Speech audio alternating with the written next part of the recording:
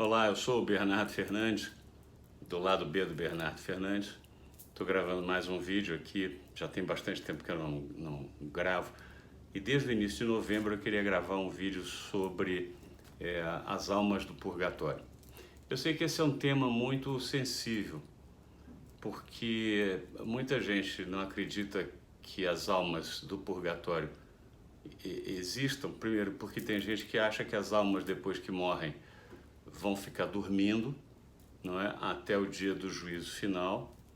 E tem gente que acha que não existe purgatório. Então,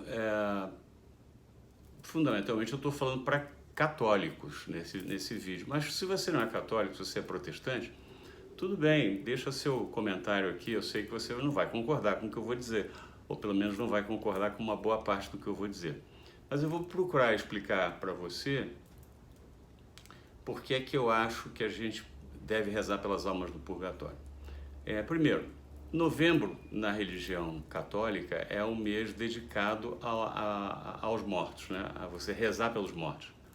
Por que a gente reza pelos mortos? É uma tradição antiga, né? Para que eles superem os seus pecados e possam se aproximar de Deus. Por que a gente reza pelos mortos? Porque na tradição da religião católica e na tradição da religião cristã em geral, não só católica, aquilo que você faz aqui em vida é o que determina se você vai para o céu ou para o inferno. Depois que você morre, você não pode fazer mais nada por você, né? Então, você só pode esperar o julgamento, na verdade. Agora, os cristãos católicos acreditam que a gente, assim como a gente pode ajudar os vivos, a gente também pode ajudar os falecidos. Aí, primeiro ponto, será que os falecidos, eles têm vida? Será que a alma tem vida ou ela só vai ressuscitar no julgamento final, né? É uma corrente dividida e tem muita gente que diz, por causa de um texto do Velho Testamento, que diz, depois que morre, as almas vão adormecer. Se você quiser pegar o Velho Testamento e levar ao pé da letra, você pode achar que está todo mundo dormindo, não é? E vão acordar só no dia do juízo final. Mas, se você examinar o Velho Testamento e o Novo Testamento, você vai perceber que ele não é uma lição estática. Aquilo que foi dito no Velho Testamento foi sendo ampliado, revelado, reinterpretado até chegar no Novo Testamento, né? Ou seja, a história sagrada, ela é um fluxo de revelações e ela se expande, mas ela vai sendo ampliada, ela vai sendo explicada. Então você vê, a própria figura do Messias. Quem era o Messias na crença dos judeus? Era aquele que, primeiro, não era Deus, né? Messias era um príncipe que viria para libertar o povo da opressão, da dominação. Então, quando Jesus veio, as pessoas viram nele a figura do Messias, acharam que ele vinha de capa e espada para libertar os judeus dos romanos. Quando descobriram que ele não ia libertar dos romanos, eles ficaram decepcionados com Jesus. E aí, quando Jesus se revela o Messias, mas diz que ele não é esse príncipe que eles estão esperando nesse momento, que ele é o Filho de Deus, é mais uma novidade. Ou seja, Jesus vai acrescentando coisas no nosso entendimento da história sagrada. Não é que Jesus não vá um dia vir em toda a sua glória para libertar da opressão. Ele vai fazer isso no dia do juízo final. Ele vem em toda a sua glória, vai ser o rei mesmo, vai ser o Messias que todos estavam esperando, porque virá como rei. Mas na vinda dele há 2000 anos atrás, ele não veio assim, porque ele vai ampliando o entendimento da história. Então você diz assim, tem uma passagem no Velho Testamento que fala que as almas estão dormindo. Tem. Mas tem uma passagem em que Jesus explica o que acontece com um mendigo que morre, um mendigo chamado Lázaro. Ele dá até o nome do mendigo, Lázaro, né? E o mendigo que estava na porta, ele diz até no portal, né, da casa de um homem rico, ele não diz o nome do homem rico, ficava ali esperando para ver se sobrava comida para ele, e normalmente os únicos seres que vinham ali falar com ele eram os cachorros, que vinham lamber suas feridas, etc. E o que Jesus conta? Não é bem uma parábola isso, é uma história que ele conta. O Jesus contou, se não me engano, 40 ou 42 parábolas, depende de como você interpreta. Essa história de Lázaro, eu tenho dúvida se ela é uma parábola, porque pode ser só um relato, não é? Ele disse que quando Lázaro morreu, ele foi levado pelo anjo diretamente para Abraão, não é? E chegou lá, Abraão ficou lá morando junto com Abraão. E aí quando o rico morreu, o rico foi para a terra do inferno, né? Para o submundo. Em algumas traduções eles usam o termo grego Hades, né? que é o inferno. E do inferno, Jesus conta, né, que o homem rico via o Lázaro lá em cima e pedia para Abraão: Abraão, meu pai Abraão, pede para Lázaro vir aqui me trazer água que eu estou com sede. Então você imagina, ele continuava pensando como um homem rico, né? Por quê? O que é o homem rico para os judeus? O filho de Abraão. Eu sou filho de Abraão. Então Abraão, meu pai, pede para o Lázaro vir. Ou seja, o Lázaro é só um empregado, um coitado. Manda ele vir aqui me trazer água. Só que o Lázaro está no céu e o rico está no inferno, né? E eles se comunicam e Abraão responde para ele que não pode, não tem comunicação, né? Não vai mandar Lázaro lá, não tem jeito. E aí o rico então pede: então pelo menos manda o Lázaro lá na minha casa, volto falar com meu pai, com meus 5 irmãos, para que eles saibam que isso aqui existe, né? E para que eles não caiam no mesmo erro que eu. E Abraão responde para ele, diz: olha, ele já tem a lei, Moisés e a lei, eles que sigam, a justiça já está feita. Você pode dizer o seguinte: o que Jesus estava fazendo? Ele estava inventando uma historinha?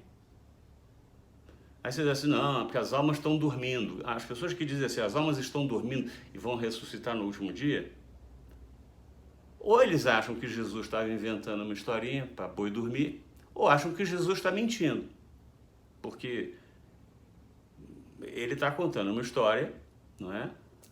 Pode até ser ilustrativa, mas é uma história que ele está contando para dar uma lição, não é?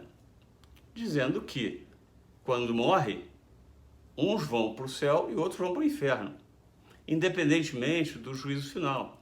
Porque é verdade que na nossa crença cristã, todos nós vamos ressuscitar.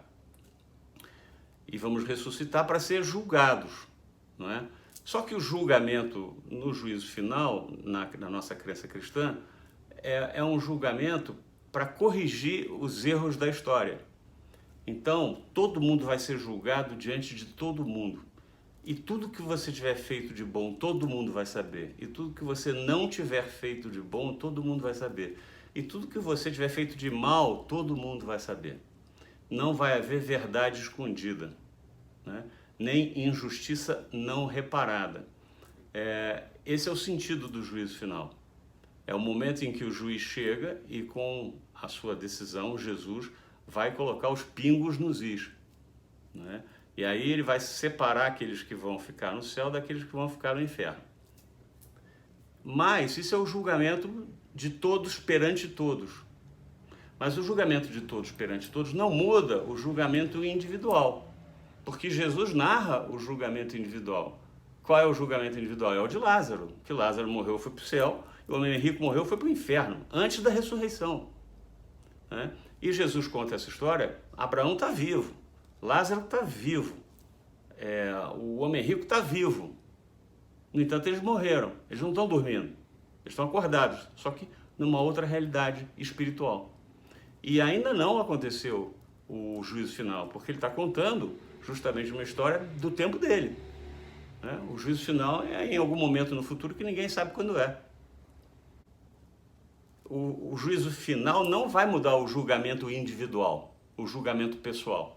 O julgamento pessoal é aquele que Jesus faz de você quando você morre, né? O que não impede dele, depois de ter feito isso, lá no juízo final, reparar todas as injustiças da história. Quando você morrer, você vai saber o que você fez, você vai saber o seu destino, mas todo mundo não. Agora lá no juízo final todo mundo vai saber. Então esse é o sentido, na minha opinião, da morte, né? Quando a alma morre, não tem esse negócio de ficar dormindo, embora esteja escrito no Velho Testamento isso, em um pedacinho lá do Velho Testamento. Então, se você acha que está dormindo, você está chamando Jesus Cristo de mentiroso. Tem uma parte nessa história que Jesus narra, em que ele diz, você vê que o rico, ele tenta pedir ajuda, né? Ele pede ajuda, mas ele não consegue ajuda daqueles que estão nessa nova realidade espiritual, né? Ele não consegue se ajudar, ele pede ajuda a Abraão, mas Abraão não tem poderes para ajudá-lo. Quer dizer, Abraão também está nessa outra realidade. O Lázaro também está nessa outra realidade espiritual. E aí ele pede ajuda a Lázaro, Lázaro não pode ajudar, Abraão não pode ajudar. E ele fica nessa aflição. E isso é muito interessante, porque tem místicos como Padre Pio, que viam as almas do purgatório e viam que elas vinham pedir a ele ajuda. Então, na religião cristã, você morreu, você não pode mais se ajudar. E os mortos não podem mais te ajudar. Na religião católica, os vivos podem ajudar. E como é que os vivos podem ajudar os mortos? Os vivos podem ajudar os mortos através da oração. Então vai ter algum bobão aí que vai dizer assim, não, você está conjurando os mortos, você está falando com os mortos, isso é bobagem, isso não pode, isso é pecado. Não tem nada de estar falando com o morto, de querer falar com o espírito, não tem nada de religião espírita, não tem nada de conjurar os mortos. O que eu estou falando é de um ensinamento de você rezar pelas almas que precisam de ajuda. Porque Jesus narrou que Lázaro precisa de ajuda, né? E aconteceu uma história muito interessante com São Francisco de Assis, por volta de 1216, ele teve uma visão, né? Quando ele estava construindo uma igrejinha lá, humilde e tal, ele ficou linda a igrejinha, mas é aquela coisa humilde, de pobre que o São Francisco era, né?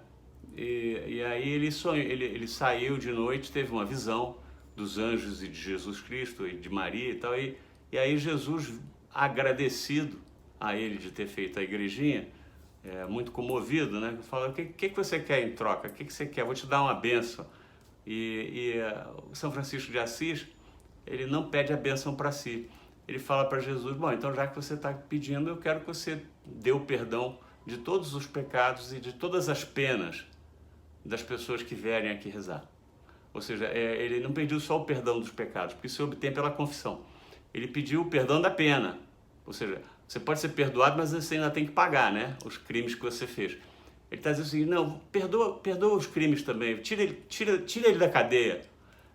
Sabe esse cara que passou pelo julgamento, ele não vai morrer, não tem pena de morte para ele, mas ele vai passar 10 anos na cadeia? Não, tira ele da cadeia. Usando a linguagem espiritual aqui, né? Quer dizer, na verdade a cadeia seria uma espécie de purgatório. Tá? É isso que eu estou dizendo, ele não vai ver Deus, ele vai ficar um tempo sem ver Deus, vai ficar de castigo. Então o que o São Francisco pediu? Olha, todo mundo que vier aqui, eu pedi para você para dar para ele a indulgência. Aí Jesus, diz a história, né? Que Jesus olhou para ele e falou, bom, mas isso é um pedido, hein? Isso é um pedido, você pede grande, né? Então, tudo bem, eu autorizo, mas, né, você vai ter que obter a autorização do meu vigário. Você vai lá no Papa e vai dizer para ele que eu autorizei você a pedir para ele que ele tem que transformar isso em lei. E imagina que confusão. São Francisco de Assis, pobre, vestido de saco de lixo, andando na sandália fuleira, sujo, né? Vai bater lá em Roma, saiu andando, foi até Roma a pé, né? Não tinha carro, não tinha nada, foi até Roma, chegou lá suado, sujo, não sei o que, bateu na porta do Vaticano, eu quero falar com o Papa.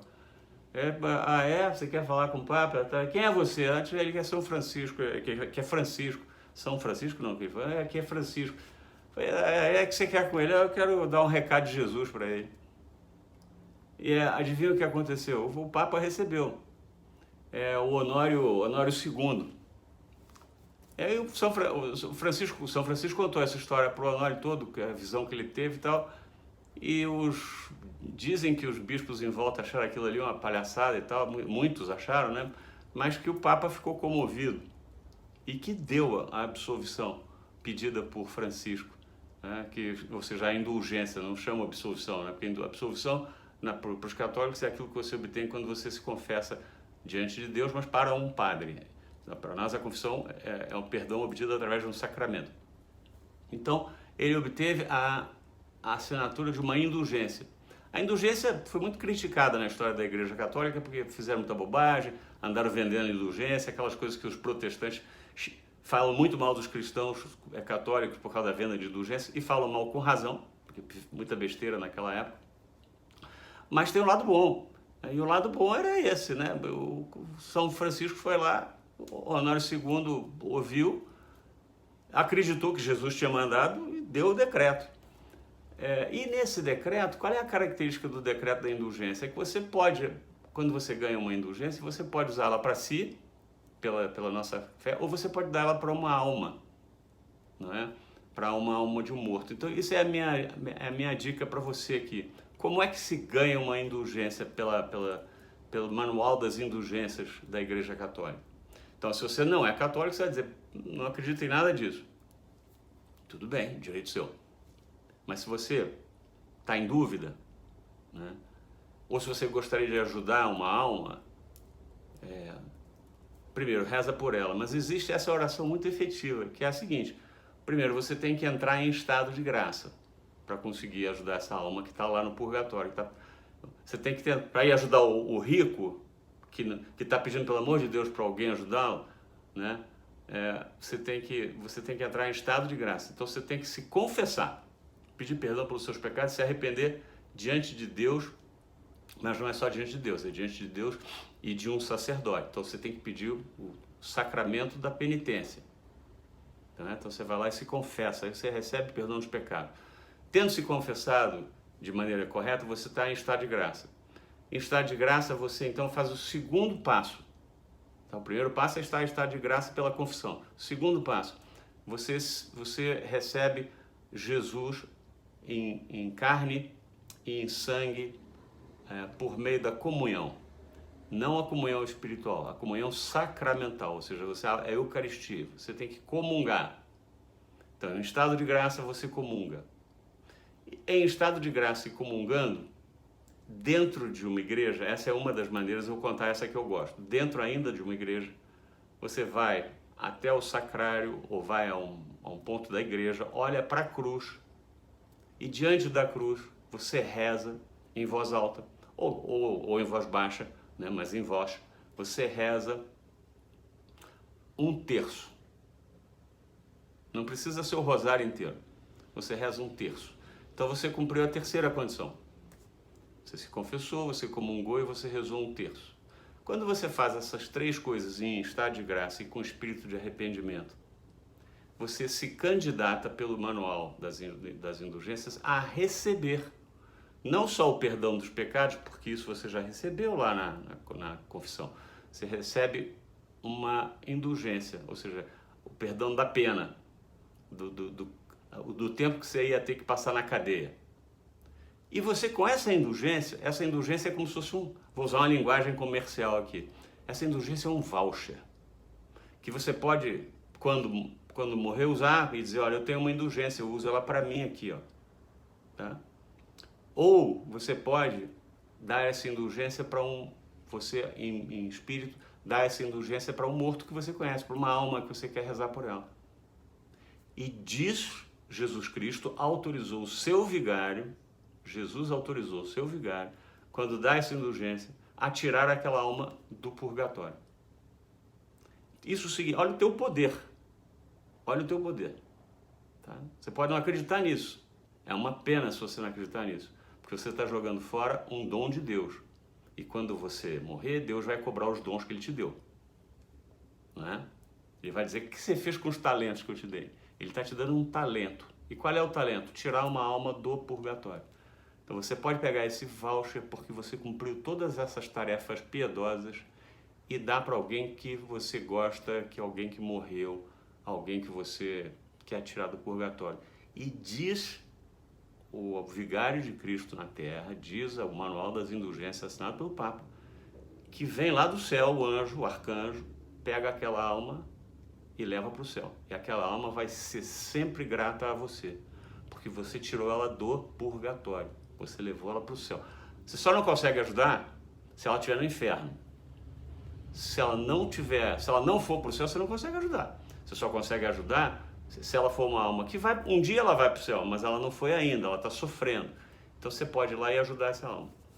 Então olha só, e você pode, presta atenção, com uma confissão você pode fazer várias comunhões, né? Você que sabe quando você peca o suficiente, que você acha que você saiu do estado de graça. Uma confissão pode ser várias comunhões. Então você faz uma confissão, várias comunhões, e em cada comunhão você pode rezar um terço dentro da igreja, e para cada terço você ganha uma indulgência. E com aquela indulgência você pode dar para uma alma. E você, se fizer isso todos os dias, você pode ter uma indulgência por dia. E você pode dar para uma alma todo dia. 365 dias do ano. Aí você vai dizer, pô, mas eu não conheço 365 mortos. Então eu vou te dar uma sugestão. Quando você der para seu pai, para sua mãe, para sua tia, para aquela senhora que você gostava, para um amigo seu que morreu, quando você já tiver a sensação de que você já ajudou muitas almas que você conhecia, mas agora você não conhece mais nenhuma alma que você queira ajudar, que você não lembra, mas você está com uma indulgência na mão. Dá ela de presente para Nossa Senhora. Dá para ela e diz assim, Nossa Senhora, use em quem você quiser. Dá para quem você quiser. Ou seja, você está dando de presente para Nossa Senhora uma rosa. Né? Só que é uma rosa indulgente. Não é uma rosa qualquer, não é uma rosa do jardim só. Você está dando uma rosa que, se ela tocar na alma com aquela rosa, ela tira aquela alma do purgatório. E ela manda o anjo dela levar aquela alma para o céu. Olha o seu poder. E você pode fazer isso 365 dias do ano. Aí você diz assim, mas por que eu vou dar para Nossa Senhora? Se você não for cristão ou não for católico, eu não acredito em Nossa Senhora. Nossa Senhora é uma... Vou chutar a santa aqui, né? Mulher como outra qualquer. Ela não é uma mulher como outra qualquer. Eu vou só te explicar por que ela não é uma mulher como outra qualquer. Porque quando Jesus Cristo transformou a água em vinho, ele transformou a água em vinho porque Nossa Senhora sugeriu a ele que o dono da festa estava passando aperto, não é? E veja, o dono da festa não estava doente, o dono da festa, o filho não estava morrendo, não era nenhuma desgraça. Era só uma coisa comum ali, né? E o cara passou vergonha porque acabou o vinho. E Maria teve pena dele e falou com Jesus, meu filho, acabou o vinho. Porque se eu cuidar de mãe, né? A mãe é aquela pessoa que pergunta assim, filho, você emagreceu? Filho, você está se cuidando? Filho, você fez ginástica? Meu filho, vai cortar o cabelo? Ô filho, você está mal vestido? Filho, como é que está a saúde? Filho, você está bem? Você está no trabalho? Filho, você tem... Como é que está seu filho? Você está bem com a sua mulher? Filho, você não comeu direito hoje? Não é? A mãe não faz isso? Escovou o dente? Mãe tem esse cuidado. Aí naquela situação que o cara estava passando um aperto, porque acabou o vinho, ela vira-se para Jesus e fala, filho, acabou o vinho. E Jesus ficou surpreso, né? Diz a Bíblia que ele falou assim, mulher, não é chegada a minha hora. A tradução fica até parecendo grosseria, né, de Jesus, mas certamente ele não fez nenhuma grosseria, é só o jeito de falar. Se fosse hoje, ele diria assim, mãe, eu não tenho nada a ver com isso, mãe, eu sou convidado da festa, acabou o vinho, mas o que eu posso fazer, mãe? E, no entanto, ele transformou água em vinho. E ela nem mandou. Ela só falou, acabou o vinho, filho. O moço, chamou o moço garçom ali, né? Vou chamar ele. Faz o que ele mandar. E Jesus fez o que a mãe queria. Aí você vai dizer, por que ele fez o que a mãe queria? Ele é uma mulher qualquer, ele é Deus, não é Deus? Ele está acima dela como Deus, ele não tem que obedecer à mãe. Engano seu ele tem. Ele não tem que obedecer, ele tem que respeitar. Porque ele é Deus, mas ele é homem. Ele tem a dupla natureza. E como homem, ele está obrigado pela lei de Deus, pela sua própria lei, a lei do seu pai, a honrar pai e mãe. Ele está obrigado a honrar pai e mãe. Então, quando a mãe dele diz para ele assim, filho, acabou o vinho, ele diz assim, eu não tenho nada a ver com isso, mas é a minha mãe que está pedindo. Entendeu? Então, assim, próxima vez que você resolver chutar um santo, a próxima vez que você resolver falar mal de Maria, lembra que você vai prestar contas para o filho dela. Tá certo? E lembra o seguinte, honrar pai e mãe. E lembra o seguinte, você tem 365 dias do ano a chance de dar uma rosa, de dar um voucher que tira uma alma do purgatório. E é bom você usar, nem que seja uma vez. Por quê? Um dia pode ser, queira Deus que você vá direto para o céu. Mas quem sabe você não irá precisar você mesmo dessa rosa. E não vai adiantar pedir para quem está lá, né? Que você esteja na condição lá do homem rico e você não vai poder pedir para Lázaro, você não vai poder pedir para Abraão, mas pode ser que você nem precise pedir, porque pode ser que Nossa Senhora, pode ser que essa mulher que você não acredita nela apareça para você e diga assim, olha, vim aqui te agradecer, né? As rosas que você me deu e as almas que você ajudou a levar lá para cima, e vim aqui te agradecer e te convidar a vir comigo. Então, eu fiquei de dar uma dica um tempo atrás, novembro é o mês de finados, né? Na religião católica. Os padres, se você tem ido à missa, você vai ver que eles falam, reze pelos mortos, rezem pelos mortos, rezem pelos mortos. Vou dizer para você o seguinte, os mortos não estão mortos. Os mortos estão vivos numa outra realidade espiritual. Os mortos não estão dormindo, porque Jesus não é mentiroso. Nossa Senhora merece o seu respeito, porque Jesus tem que honrar pai e mãe. E o vigário do Cristo, por ordem do Cristo, autorizou a emissão desses vouchers, dessas indulgências, que você pode, se quiser, usar para você. Mas se você quiser dar para alguém, você não pode dar para ninguém vivo, mas você pode dar para as almas. E olha como você pode ajudar pessoas que estão precisando de ajuda. Era essa a minha dica. Se você não gostou, deixa seu comentário. Se você gostou, deixa seu comentário. Gostando ou não gostando, eu estou dando aqui meu testemunho, é o que eu penso. É o que eu acho que pode ajudar. Pode ajudar a mim, pode ajudar você e pode ajudar as almas que estão precisando. Aquele abraço para quem é de abraço e um beijo para quem é de beijo.